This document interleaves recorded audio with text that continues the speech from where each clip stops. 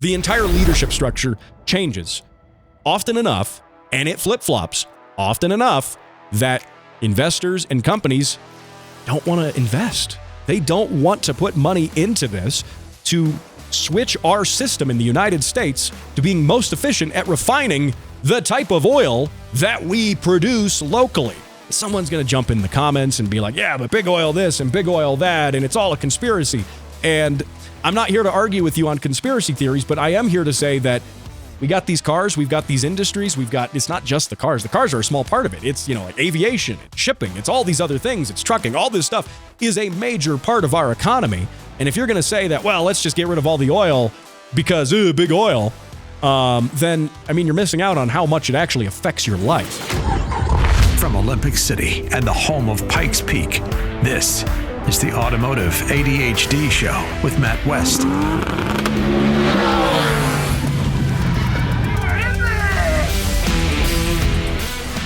I want to talk all about oil today. Yeah, I want to discuss motor oil because is a motor oil shortage on the horizon? Sure looks like it. Sure looks like it a lot. I'll discuss that. I also want to talk about why is, if the United States produces a bunch of its own oil, we produce a ton of oil in the United States, then why does the Strait of Hormuz, why does the situation there affect our gas prices? I bet a lot of us are wondering that right now if you're filling up at the pump. So I want to discuss that. I've got an answer, by the way, so I want to get to that. We're also going to talk about BMW. They're bringing back Alpina, and we'll get to all of that and more on this edition of the Automotive ADHD Show. Thanks for joining me here on the show. Just a reminder, you can catch this show on video, YouTube, Spotify, Facebook, Instagram. Man, we are everywhere. But if you want to support the show, YouTube is the place to do it because you can subscribe there, show your support, even if you're listening on the radio right now. Maybe you're catching it on the podcast. Yeah, I want you to keep listening to it where you're at. But when you're done, jump over to YouTube and subscribe to the show. We need to let the YouTube gods that exist, the algorithm gods, know that you have questionable tastes in cars and automotive talk radio programming. So get over there and help the show out a little bit. Every little bit helps. We're going to get the show to 10,000 subscribers here on YouTube pretty soon, I think. So you can be a part of that. Now, I have been super busy all week. I have been guest hosting and filling in on talk radio all across Southern Colorado.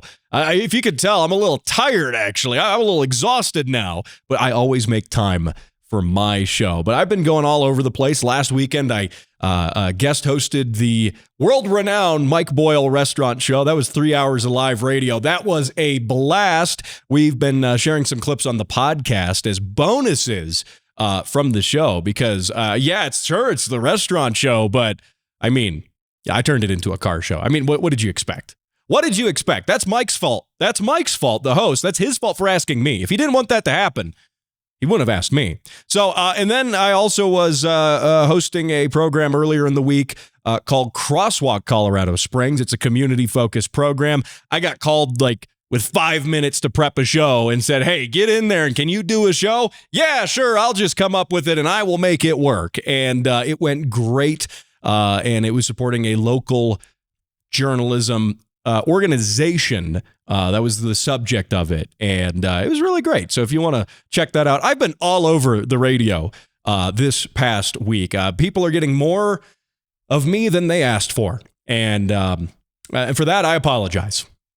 I can't do anything about it, but I do apologize. So anyway, what that has left me with, though, is not a lot of time to work on some of my own project car stuff this week. Now, if you're watching on video, you'll notice things have changed in the garage. Things have been reorganized. Cars have actually moved. Well, some of them.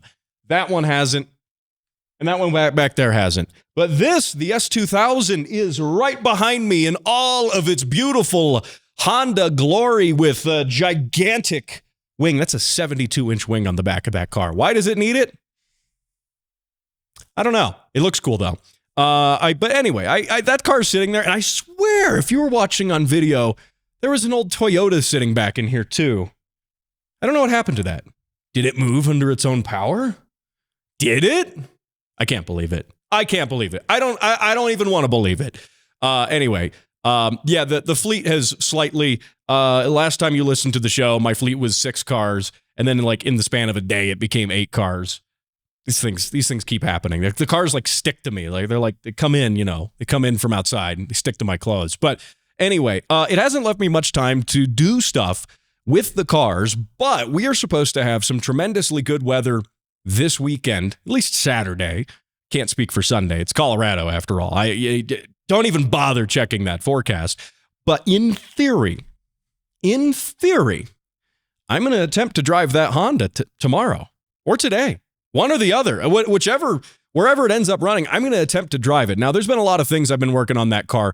Very slowly but surely. Things have been busy. Life gets in the way. If you're wondering, if you're working on your project car going, man, I'm stalled out on this thing. I don't have the time. And when I got the time, I'm tired. I don't want to work on it. And you think, oh, well, what about Matt? He's got all those project cars. He hosts a car show, for heaven's sake. Well, no, it happens to me too. I work all day and then I'm tired and I don't want to work on the car at night sometimes. Sometimes you just gotta get a cup of coffee and force yourself to do it against, better judgment. But I got a lot of things done on the S2000, and dare I say, I'm going to attempt to road trip it through a part of the state tomorrow. I think I might go take it on like a 3 or 4 hour drive, and we will see what happens. Because I've had it out on track. I did a shakedown of it back in November after doing the K24 swap to get you up to speed on that. I pulled the whole drivetrain out, pulled all the suspension out, did all the bushings. I basically had, aside from tearing out, I tore out half the interior too to install a roll cage. And like for a long time, that car was just like a body without any suspension, any subframes, nothing. And it slowly but surely come back together. But I was really hoping to drive it yesterday, and I discovered a problem. I was just checking fluids, making sure they were all, where they belong. And you'll get a kick out of this. I'm not just ranting about my own cars here, but you'll get a kick out of this. Usually I enjoy sharing my misfortune and or stupidity and misfortune at the same time. I do enjoy sharing that with you. And that's a reminder there to mute that thing. Anyway, so what happened was I'm checking fluids and I go, hey, it's pretty low on coolant. What happened there? I drove it seriously in November, which I know it's been it's been a while. I put everything back together in the car and then took it to the racetrack. I didn't even get any real street time on the car, nothing. I just took it to the racetrack, and then I had problems. I mean, what did I expect? What did I expect happened? And then I parked the car, had to fix a bunch of other just little stupid things, bolts rattling loose, fender liners falling out. I tied those up with string at the racetrack, and then I came back to it now, and I'm like, oh, yeah, I forgot. Those are held together with string now. So anyway, I upgraded those to zip ties because that's better than string. But what I discovered, I said, oh, no, this thing's low on coolant. Why? I don't know. I'm not going to think about it too hard. I'm just going to put some coolant in it. I want to drive it because the weather's awesome. And so I put some coolant in it. And if you're familiar with S2000s, the cooling system is notoriously hard to burp the air out of. You see, when you put coolant into a cooling system, right, there's air in the system. That air has to go somewhere. It must be displaced for the coolant to go in and fill all of those passageways and those the water jacket. And it's got to do all of that stuff, the heater core. And on a lot of cars, you just kind of put the coolant in and you run it. It's not a big deal. The S2000 is notorious for being terrible. Stock, not even modified like mine with an engine swap. Stock, it's a pain. Look at S2000 owners forums. There's DIYs on how to get all the air out, and it's never fun. Now, here's the thing. Honda, even on the stock F-Series engine, gave you a little coolant bleeder up on the front of the cylinder head. And the idea being that if you get the front of the car a little higher than the back, you open that bleeder and you strategically run the car, get a little bit of air out of it, open the bleeder, close the bleeder, turn the car off, run the car again, open and close the bleeder. It's kind of an involved process. It's really a pain in the butt, frankly. Well, you see, when I put the K24 in that car, I lost that little bleeder. Now, here's the thing. The K24 apparently doesn't need it because it's a transverse setup. It sits in a front-wheel drive car. The K24 comes from a front-wheel drive vehicle. There was never a rear-wheel drive factory K24, and I guess in its configuration, it just wasn't a problem. But when I rotate that engine 90 degrees and I put it in a rear-wheel drive car that is already notoriously hard to burp the cooling system with, then it becomes a royal pain to get all of that air out of the system. And I spend some time doing that. I use the spillless funnel. I put that on the radiator, elevate the front of the car. It's a whole thing to this, right? And for some reason, I'm not getting the air out. Every single time I run it, turn it on, let it run for a bit, comes up to temp, and just more air, blip, blip, blip, blip, starts coming out of this thing. And I start thinking, oh, shoot, my head gasket is bad. Something's really wrong here. Now, bear in mind, I don't have any visible leaks going on with the car. There's no visible leakage happening whatsoever. And so I do this. I spend probably like an hour and a half messing with this, trying to do everything I can to get the air out. It just keeps getting more air in it. So I finally say, okay, either the head gasket is toast or I got a leak somewhere. But the leak has to be really small, has to be really minor, because it's not actually leaking coolant out, but it's letting air in. So then I spend another hour trying to find leaks. I go through every single hose and fitting.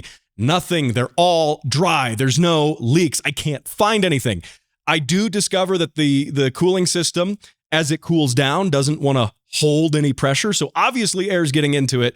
Long story short, I finally bite the bullet and buy, if you're watching on video, one of these. You were probably screaming at your radio or at your computer screen, however you're watching the show. Just get a coolant pressure tester already. I know, I didn't want to. I'm like, why? I don't need one. I barely need it. So I run to Harbor Freight. The only one they have in stock is the expensive Maddox one. It's like $130. I did get a coupon on it, though, so that's good. I get this thing, and I stick it on the car like I probably should have from the very beginning. And guess what? Not even 5 seconds later, it starts pouring coolant out from one of the clamps on the upper heater core hose. 5 seconds. Took 5 seconds. I spent hours. I spent an entire day messing with this, and this thing helped me find it in 5 seconds. Not an endorsement for these guys, but I guess sometimes having the right tool counts. Hey, we'll be right back. It's Automotive ADHD. Don't go anywhere. He brushes his teeth with 5W30. Matt West is on Automotive ADHD.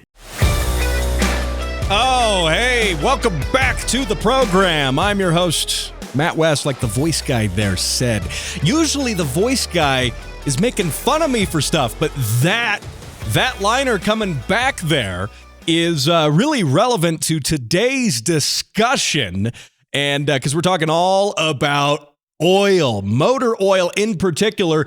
And is there a motor oil crisis on the horizon, a shortage of motor oil? Now, I have quite a lot of motor oil here at the moment. This is particularly relevant to me. Now, if you're watching on video, my choice today, my flavor of choice is the Royal Purple Premium Synthetic 5W30. Not an ad read for these guys, but it's what I have. But I also I've got some other stuff. I tend to be a little cheaper on the oil. I splurged on that. You might be thinking, oh, you put that in the Honda because, you know, it's like high performance engine. No. I put this in the Tacoma. The Honda. Yes. All right. One of these. I go with the Kirkland Signature. I go with the store brand. This is the store brand version. Look, you know, there's another box here. Look, when you've got all these cars to, you know, maintain, to keep running, you got this family to feed. Look, I get it, especially when you got a big family. You're not buying the store brand or you're not buying the name brand things like Cheerios and Oreo cookies and Dr. Pepper. You're buying the store brand version of it. The whatever O's. I do like the Numenos. Those are good. The Newman's brand stuff is good. But anyway, Kirkland here. This is what I got. I got a bunch of oil here. I do buy it in bulk because, well, I use a lot of it. And like if you were watching the last segment of this show, or if you're just tuning in, the fleet of cars just magically expanded. It went from 6 cars to 8 cars like that. I don't know how that keeps happening. I'm completely oblivious to how that keeps happening. It's just happening under my nose. Maybe the cars they're breeding, they're multiplying. It's maybe like when you have a farm, right? And then you have some like chickens and you have some goats, and then before you know it, you have more chickens and goats, and then before you know it, there's more chickens, and they just start multiplying, and then somehow there's like a weird chicken goat hybrid that happens somewhere in there, some genetic anomaly. That's like, that's what happens to me with cars. And you definitely got to keep up with it all. But with this being said, what's happening now with the motor oil? This comes by way of Toyota. Toyota is saying they sent out a service bulletin here. And you know what? Tell you what, let's try to scooch all these bottles off camera a bit. There we go. Can we do that without dropping them off the table? All right. So what's going on here is Toyota says in a service bulletin that they are going to be experiencing a shortage of some specific motor oils. Now, this comes by way of The Drive. As far as I can tell, they actually broke the story from, this was just a couple of days ago. Hat tip Brian Hurd over at The Drive. Headline reads, alleged Toyota service bulletin warns of looming motor oil shortage. Now, this actually has been followed up by yet another manufacturer worrying about the same thing. So this isn't just a one-off. We'll get to that here in just a minute. But apparently somebody reached out to The Drive and also had posted on Twitter. Somebody, either a technician or somebody at Toyota, decided that they saw this memo come through and they wanted to push it out to the press. Take that with a grain of salt. On the surface level, you might say, all right, yeah, but we don't know if this is verified. We don't know the source on here. What's happening with this, and now that we're seeing other manufacturers follow suit, I think certainly means that this is something that is indeed relevant here. And anyway, so what the leaked press, or not press release, it's the opposite of a press release. You don't want it to be released to the press technically, but the leaked memo here from Toyota says, quote, Toyota and our supplier ExxonMobil may experience challenges in fulfilling demand for genuine Toyota motor oil GTMO 0W8 and 0W16 oils due to production and logistics constraints within the global, oh, that's a fun word, petrochemical, there we go, petrochemical supply chain.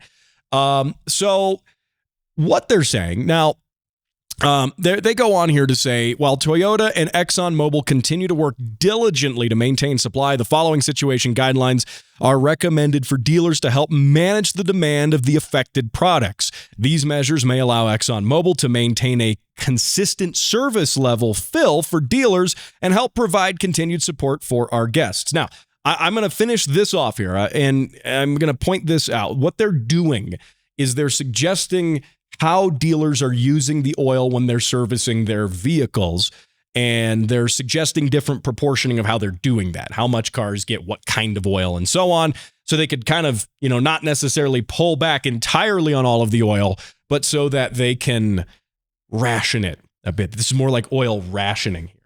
That one back there looks like I'll scooch that back a little bit more. There we go. I don't want that blocking us on camera there, but anyway, so what they say, it says they recommend that dealers follow these substitution guidelines 1 day per week for 0W8 and 1 day every other week for 0W16, or use the substitution percentages set forth below until further written notice. This approach is intended to temporarily reduce the demand for both oil weights and support continued national supply. And effectively, they are listing here. We'll pull up the We'll pull up the image of it here if you're watching on video. And the video here, you can take a look at it. You can see it there. It's a little on the, there we go. Let's get a little bit of a zoom on that. So substitution percentages here. Reduce current 0W8 demand by 20% by filling 20% of 0W8 oil changes with 0W16. Reduce current 0W16 demand by 10% by filling 10% of 0W16 oil changes with 0W20. So That's what we're looking at right there. Now, is that going to be a major thing? Is that going to cause your car to blow up? Probably not. Probably not. That's probably not going to matter. The Toyota has engineers behind this, looking at it. Now, your oil viscosity, if you want to get people fired up, get them fired up on a discussion on oil viscosities. Also, we're talking about these 0W16, 0W8 weights. I mean, these modern oils are absurdly thin. They're really, really thin. This isn't your dad's 5W30 right here. And these modern oils are really thin. My Subaru, my WRX, my 24 VB says calls for, I believe, 020 oil. And what's interesting about that, side note there, 0W20 oil here in the United States. In Japan, I don't have the info in front of me. I'll double check it. But I believe what I heard when I was in Japan last was that those Subarus get 5W30 in Japan. Someone can correct me on that if I'm wrong. That's the beauty of the internet. I can be wrong, and there's going to be like people in the comments who are way fired up and making sure they say the right thing. So, but with all of this, this is concerning. Now, the question then becomes, all right, well, it's just Toyota. It's just the 0W8, the 0W16 oil. Well, lo and behold, something else happened this week as well. And there was another bulletin very similar to this, published internally within Nissan. Now, Nissan ended up not pushing out a full technical service bulletin on this yet, but this memo was also leaked internally at Nissan. Now, again, how we're getting this information, we're getting people who work within Nissan North America, Toyota North America, maybe they work in the dealerships. They're getting some of this info a little sooner. And plus, Toyota is probably not one, their PR and press department's probably not one to put a megaphone on this and broadcast that this is something that is happening. And it does raise questions. I mean, you're changing that oil viscosity from the, factory recommended amount. So what happens if you have a warranty claim or something that happens within that period and your motor breaks? What goes on? What happens then? What if you're out of warranty? Those are questions I'm sure people are going to ask. Generally, the difference in weights and the way they're doing it, it's probably my gut says not going to be that big of a deal, because these oil weights and stuff, a lot of times the oils are, if anything, the correct oil. The debate lately has been, these modern oils are so thin, you might as well just put water in the crankcase. And they're doing it for efficiency and economy, just to get the car through the warranty period, not for reliability. You want reliability. You want these, more traditional, thicker motor oils. That's sort of the back and forth discussion that's happening on the internet. Then, of course, you get into the discussion where, even though the thicker oils might keep the engine running better longer, the modern engines have tighter tolerances and are engineered for the thinner oils. So trust me, this is, if you want to have this debate, let's have it in the comments. If you're watching on YouTube, Spotify, wherever you're catching the show, let's have that debate. What do you think about those motor oils? But that's not what I want to get to today. I mean, yes, that's a discussion we can have. What I want to get to today revolves around why a lot of this is happening. Now, before we do that, this here also comes from the Drive with an update. Headline reads, "Second automaker sounds alarm over dwindling motor oil stock." And now Nissan actually responded. Now this bulletin made it out to the press, again, probably a little inadvertently. And if you are inclined to take a look at that, we can have it up here on the screen as well. And we can you can see some of that if you're watching on video. And if you're watching on video and you want to get a detailed look, I would suggest just checking out the article over at the Drive, or you just pausing the video and reading it. But with this, the Drive reached out to Nissan to get a statement on that. And a Nissan spokesperson confirmed the authenticity of the bulletin to the Drive.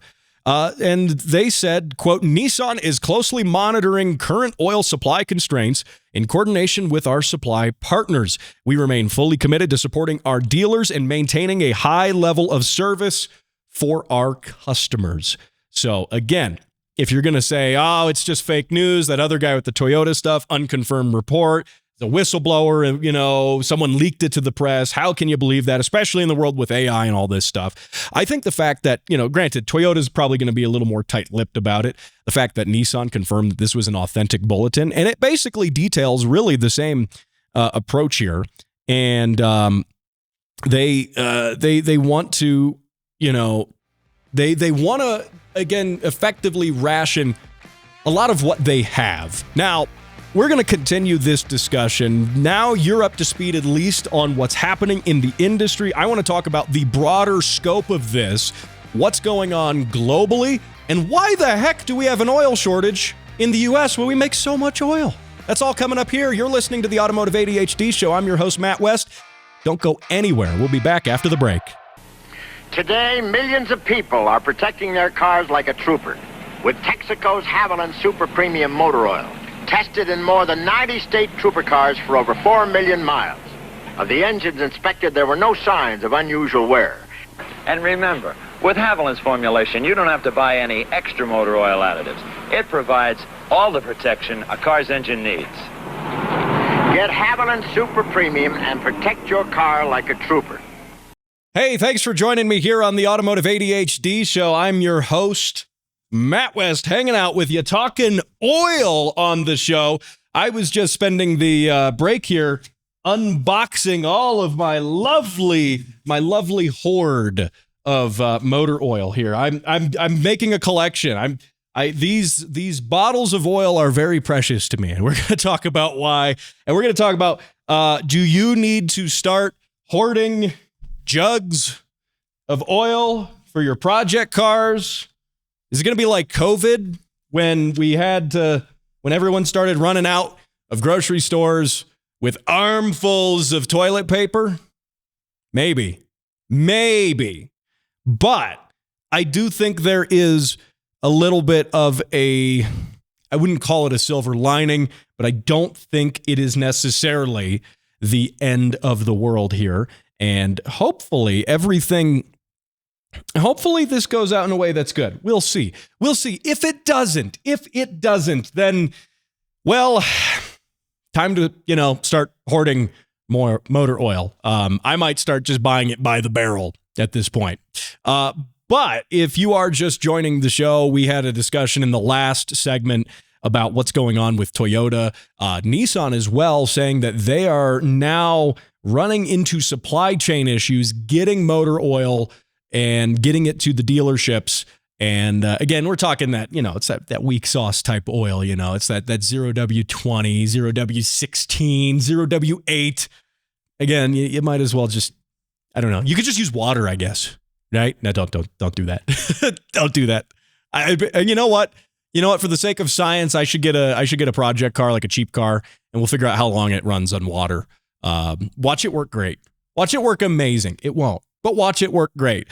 Anyway, so I want to discuss some of what's going on with this, because why? The question here is not, okay, are we going to have an oil shortage? If things keep going the way they are, that's entirely a possibility. That's not what I'm going to argue or necessarily debate today. And if you're catching this show on the radio, maybe you're catching on the podcast, wherever you're listening to this, on the radio, on several of the radio stations, this show airs on, it's news, it's politics during the week. The car show's the break from that on the weekend. That's the point of my show. But having said that, we should be acknowledging that there's a possibility that oil, if anything, is going to be in short supply. And what happens when it's in short supply? Well, the price on it goes up. Might see some oil price hikes. And, like major consumers of oil and petroleum products, think like airlines, right? Airlines, basically, they hedge all of their fuel purchases ahead of time, basically. They do that. And would it make sense to do that as a consumer? That's tough to say. But the question here is, why do when we produce so much oil here in the United States, we produce a ton of oil in the United States, then why is it that we are affected at all? Why are we affected at all by what's going on in the Strait of Hormuz? When Well, we make all this oil. Why does it matter? Why does it matter? So I got to doing some research and I looked this up. And there's a very, very important thing that you have to understand for all of this to make sense. Because there are two different types of crude oil. Well, I won't say there's two, but there's two that are relevant to this discussion. There is heavy crude and there is light crude. Now, you'll probably also hear the term light sweet crude oil. Would they refer to oil in different ways, like light sweet crude, light sour crude, heavy sweet crude? The sweet part and the sour part refers to the sulfur amount in it. And the sulfur amount in the oil is relevant because that's something that has to be processed out of it. And so the ideal kind of oil that would be the easiest to refine is going to be that light sweet crude oil. It's a lighter crude oil, right? It's called light, but viscosity wise, it's lighter. Density wise, like it can actually, in some cases, actually float. It floats on water like you would expect, whereas heavy crude's going to sink in water. So there are differences like that. Then that light sweet crude, it's low sulfur content, so that's another step of the refining process that becomes easier with it. Now, what do we make the most of in the United States? This is a pop quiz. What do you think we make the most of? There's heavy crude, there's light sweet crude, and which one, going off of the fact that one's easier to refine, right? Oh, we obviously make the light sweet crude. Yeah, you're right about that. We do. Through the process of fracking, we make a tremendous amount of light sweet crude oil. Now, here's the problem. There's a big problem. We can't use it. We can't use it at all. Why? Because all of the oil refineries are designed for heavy crude oil. And the refining process is dramatically different for heavy crude oil versus light crude oil. It is dramatically different enough that to try to convert these refineries to process light sweet crude is going to be monetarily uneconomical. It's going to cost so much money, it's not going to be worth it. It's not going to be worth the cost savings that you get from, all right, we're producing our own oil. Yeah, but we just had to spend billions on these refineries to get it so we could do that. Then that oil becomes much more expensive. And then where's your cost benefit here, right? You end up paying more for it, a lot more for it. And this is part of the problem we have. Now, this goes back quite a ways. Because why are the majority of oil refineries in the United States tooled up to do heavy crude oil? And this, technically could go all the way back to the oil crisis of the 1970s, the OPEC oil crisis. That shocked the nation into saying, wow, we need some different sources of oil. We need oil that's not controlled by the OPEC nations. And so we started branching out. And at the time, you also have to realize that at the time, the light crude oil, we're talking 50 years ago now, light crude oil was not as common, not as easy to get because of, at the time, there weren't the advancements in the technology used to extract that light crude oil, okay?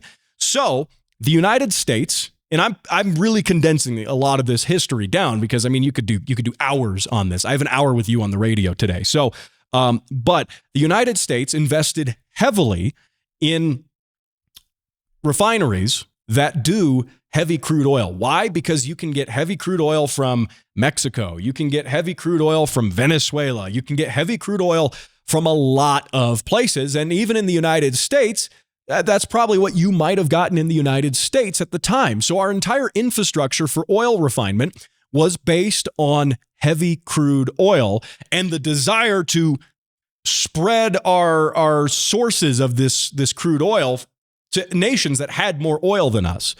And that's why a lot of refineries were built with that. And a lot of these refineries are like 50 years old. A lot of them are. Yeah, they've been updated. They've been, modernized in a lot of ways. Yes, there have been some newer refineries that have come along, still processing majority of that heavy crude oil. Now, I have some statistics right here. And if you want to take a look at this here on video, and this comes by way of American Fuel and Petrochemical Manufacturers, the AFPM. And what we've got here has a couple of different things. Has some things that I mentioned here. It says crude oils have different viscosities or gravities. Heavy crude is more viscous, while light crude is thinner. Crude oils also have different sulfur content. We went into that. Refineries, it says, run a mix of crude oils in order to run efficiently and maximize outputs. And nearly 70%, they've got a nice little graph here with like a little oil barrel. 70% of U.S. refining capacity runs most efficiently with heavier crude oil. And that is a contributing factor, they cite here, why 90% of crude oil imports to the United States are the heavy crude oil rather than what we produce ourselves in the United States, which again is that light crude oil, or as they call it here, shale crude, but it's the same idea. It's that lighter crude oil.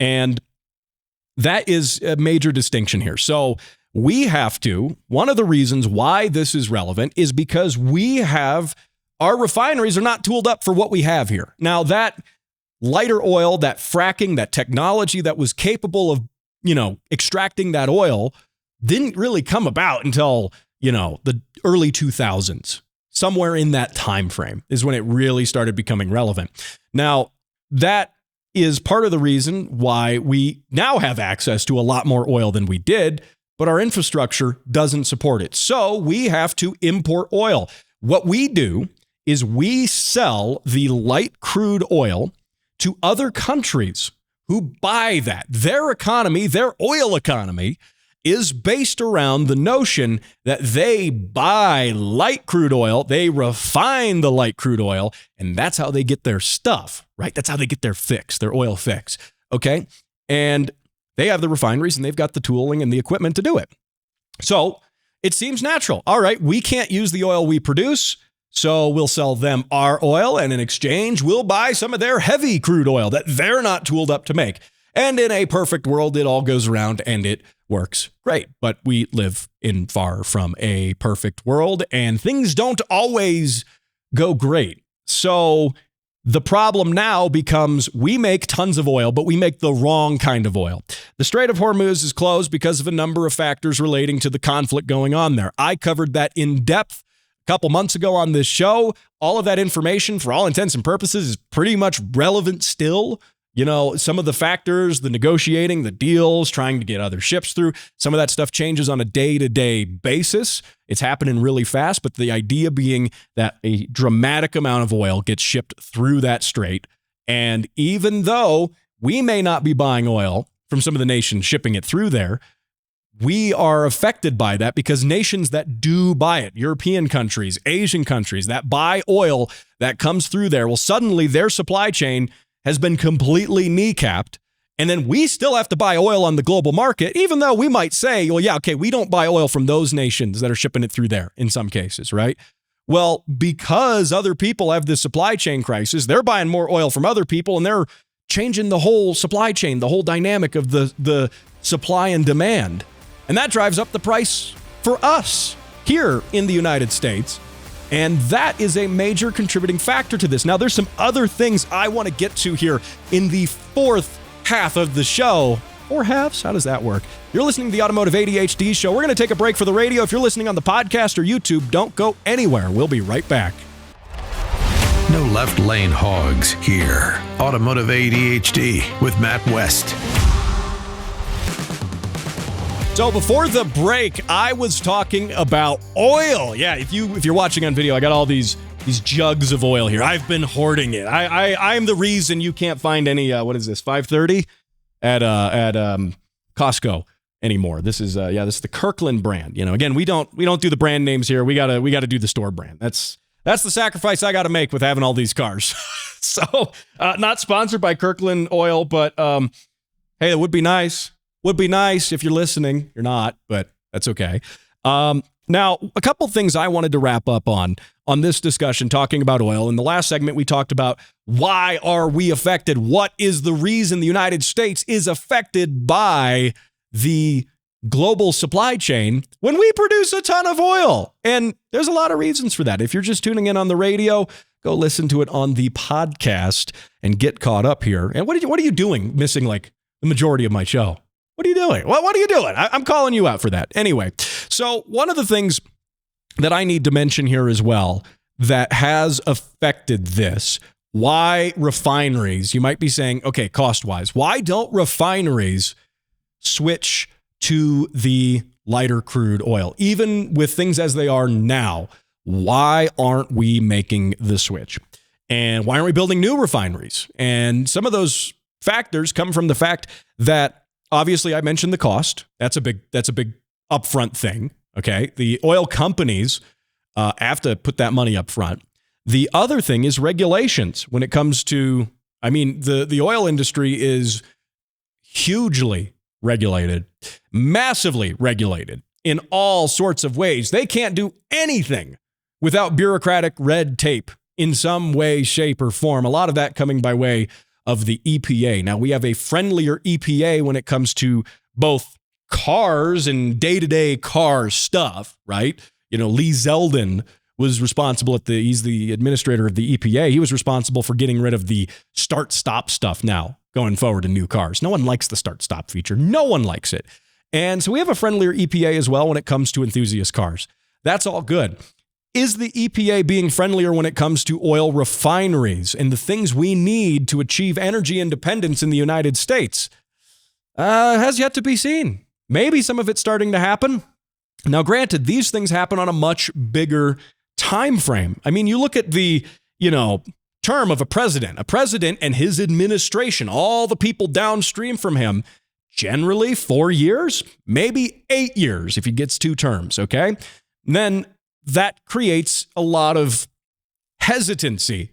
If you are an investor, if you're investing in oil, if you're one of the oil companies, that creates a lot of hesitancy because these projects range multiple years. You don't just build a refinery in like a year. I mean, these are huge long-term projects, continuing projects. All of this stuff takes years and years and often takes longer than the duration of any single president's term in office. And again, by extension, his administration, everyone downstream from him, everyone he appoints, people like EPA people, stuff like that, right? The entire leadership structure changes often enough, and it flip-flops often enough that investors and companies don't want to invest. They don't want to put money into this to switch our system in the United States to being most efficient at refining the type of oil that we produce locally.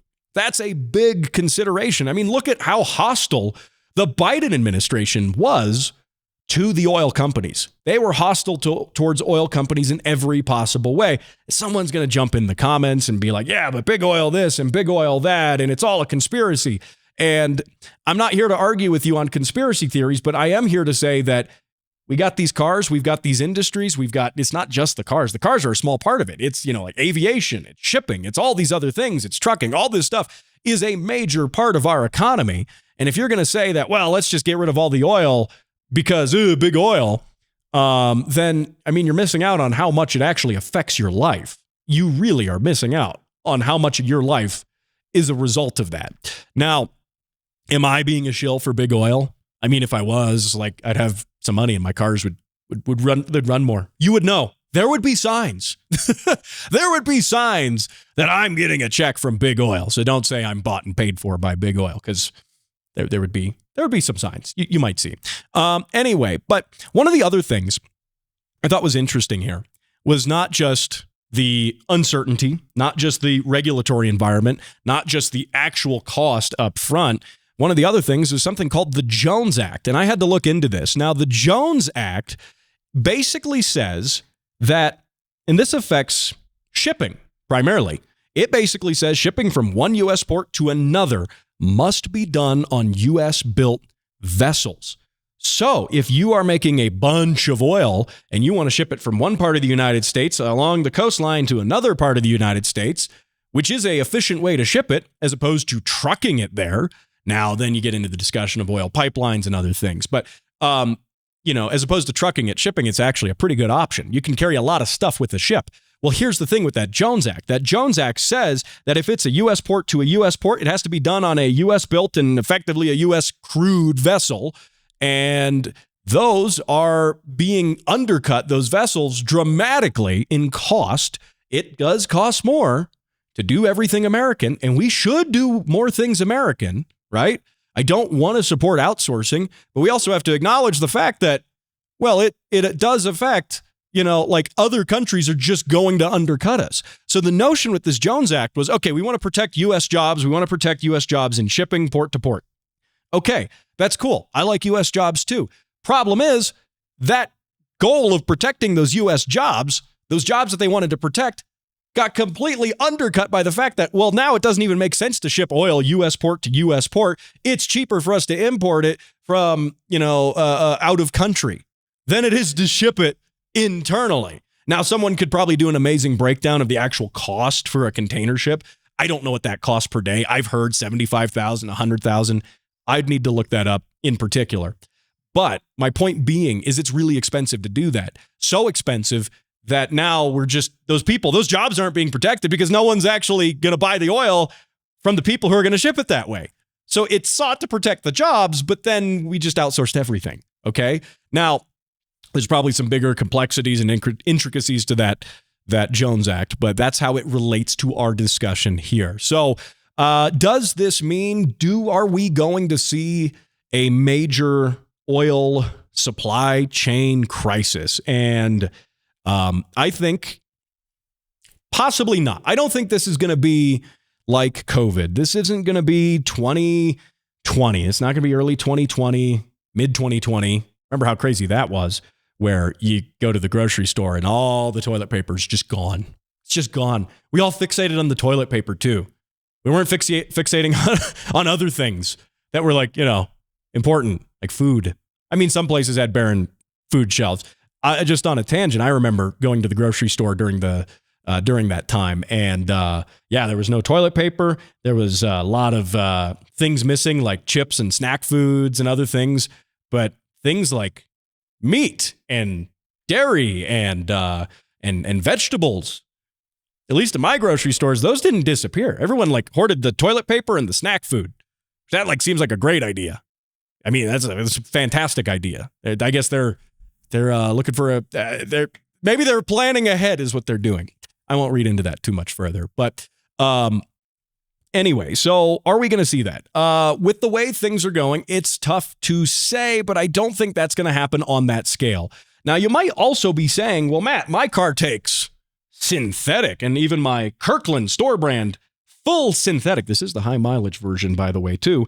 Full synthetic, high mileage. Why do we care about the crude oil? It's synthetic. Well, there's a reason for that. Your synthetic oil isn't just created in a lab. It's not just grown in a lab magically. No, it's made on a base. They actually use what they call base oils when they manufacture this stuff. There's a base oil that is used when they put this together and they put all the other additives and all the other things in it. It still has stuff made from crude oil. A good portion of it is genuinely made from that crude oil, which is why that is relevant when it comes to our discussion here. That's why you're not going to see this go away when it's just it's conventional oil. Conventional oil is going to disappear. No, that's not how this works. Now, I'm not a chemist, but I could tell you that this synthetic oil uses base oils, and those base oils also already aren't a major portion of what is refined on the global scale. It's not even a major portion of that. The majority of that oil getting refined is going into it's going into fuels for, diesel for tractor trailers, big trucks, things like that. It goes into diesel, goes into jet fuel. It goes into, of course, the gasoline you pump in your car. It affects all of that. And the actual amount of that oil that then gets turned into, base oils that gets used for lubricants and other things, it's a much smaller fraction of it. But because it's also a much smaller fraction of that bigger picture, I think that also means that it is vulnerable when things start going wrong, because as oil gets more expensive, as price goes up, per barrel for crude oil, well, manufacturers, the refiners are going to be saying, all right, well, we need to combat some of the stuff going on with the fuel stuff. There's a lot of demand for the fuel. Fuel's really expensive. Let's make more fuels. Diesel, jet fuel, kerosene, I guess, basically. Diesel, jet fuel, gasoline. Let's make more of that. Less of this stuff. So in a way, you might say, well, it would be less affected because it's a smaller portion of it. But in a way, I think it's, if anything, more volatile. Now, what needs to happen for this to be resolved? Obviously, I mean, the easiest thing is open up the Strait of Hormuz. Get that open, however that's going to open, right? I'm not here to do like a political discussion on that. That's going to be one of the big things, is fix that. Okay, that's going to be how this stuff comes down. Should you start buying this oil in bulk? That's another question. Well, if you got a lot of cars like me, it might make sense to do that. Now, granted, this also assumes that my cars actually run. Haven't needed an oil change on the AE86. That hasn't moved in like a year. I don't need to change the oil on that. But you have to keep in mind that with all of this stuff happening, you know, if you're going to buy a bunch of oil, well, yeah, if it's a good price, go buy it. If you're a car guy, I'd say just buy it and have it on hand. Why go down to the parts store every time you need to do an oil change, especially if you find a good deal on something? Just go get it. Stock up on it. We should be stocked up on more stuff in general. So, yeah. Now, what actually happens if you buy a barrel of oil? That's a good question. What is an actual barrel? Like, can I buy? I should have looked this up before the show here. But what's a 50-gallon barrel of motor oil cost? Let's see. Can we find it? Let's see here. 55-gallon. What's this brand here? TrueGuard on Amazon. 10W30. I've never heard of this brand. Never heard of them. What are these? What's this brand here? TrueGuard. $598. You know what? If someone wants to bite the bullet on no-name oil for $598, let me know what happens. Let me know what happens. Anyway, you're watching the Automotive ADHD show. You're listening to it on the radio, the podcast. I want to keep this discussion going. I wanted to talk about BMW and some other things. I got so fired up, though, talking about oil. We'll keep it going on the podcast, but thanks for watching. Thanks for listening. I'll join you right here on the radio next week. Oh, and if you're listening here on the radio, remember to subscribe to the program over on YouTube and support the show. I'll see you next week right here.